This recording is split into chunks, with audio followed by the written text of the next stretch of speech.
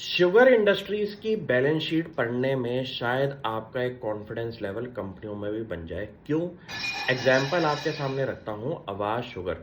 आप इस कंपनी की बैलेंस शीट खोलिए, फाइनेंशियल रिजल्ट 2024 मार्च के अंदर आपको एक आइडिया लग जाएगा कि ये शुगर बिजनेस कैसे होते हैं। आपको सबसे पहले ये पता चल जाएगा कि वैल्यूएशन के नाम पे प्रॉफिटेबिलिटी देख के आपको ये पता चल गया करंट मार्केट प्राइस पे कंपनी की पी रेशियो जो है वो लेस देन 10 की है।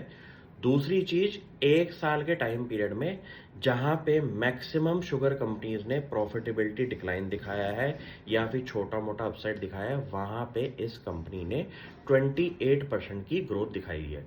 तीसरी इंपॉर्टेंट चीज आपके सामने रख रहा हूं कि इस काम के अंदर मुझे एक चीज पता चल गई कि यहाँ पे इन्वेंट्री की गेम के अंदर सबसे ज्यादा पैसे की रियलाइजेशन हो सकती है शुगर बिजनेस के अंदर। कैसे? आप कंपनी की बैलेंस शीट खोल के देखिए और आपको एक उभरता हुआ नंबर दिखाई देगा जो है हमारा इन्वेंट्री के नाम से।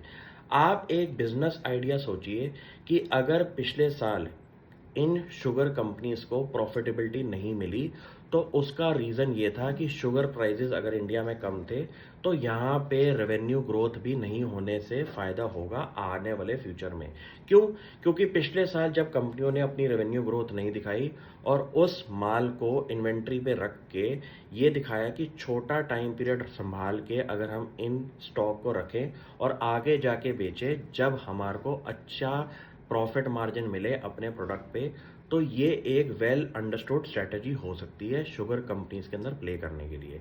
और सबसे बड़ी बात, गवर्नमेंट ऑफ इंडिया का इनिशिएटिव है कि 20% ब्लेंडिंग करनी है हमारे को पेट्रोलियम प्रोडक्ट्स के अंदर, जहां पे हमारी गाड़ियों के अंदर 20% ब्लेंड करके गाड़ियां हमारी पेट्रोल के साथ मिक्स होके एथेनॉल का मिक्स करके आपकी गाड़ियां चलेंगी। ये एक ऐसा कंट्रीब्यूटर है शुगर कंपनीज के लिए जहां पे उनका जितना भी सरप्लस शुगर है वो एथेनॉल में कन्वर्ट होके इन गाड़ियों के अंदर लगेगा। आप ये सोचिए कि पूरे के पूरे बिजनेस के अंदर एक तो गवर्नमेंट सपोर्ट है, दूसरी चीज आप वैल्यूएशन के नाम पे लेस देन 10 के पी पे काम कर रहे हैं, और तीसरी चीज आपकी बुक्स के अंदर इन्वेंट्री का लेवल समझ के आप ये देख सकते हैं कि फ्यूचर में जब कंपनी अपनी इन्वेंट्री उतारेगी मार्केट में, वहां पे कंपनी के पास प्रॉफिटेबिलिटी भी मिलेगी, रेवेन्यू ग्रोथ भी मिलेगी, और अगर प्राइस के अंदर इंक्रीमेंट आ गया तो प्रॉफिट आफ्टर टैक्स के अंदर भी ग्रोथ दिखाई देगी। ये चीजें करिए और धंधे को समझना शुरू कर दीजिए। प्राइस देखने से इतना माहौल क्रिएट नहीं होता कॉन्फिडेंस का। Thank you.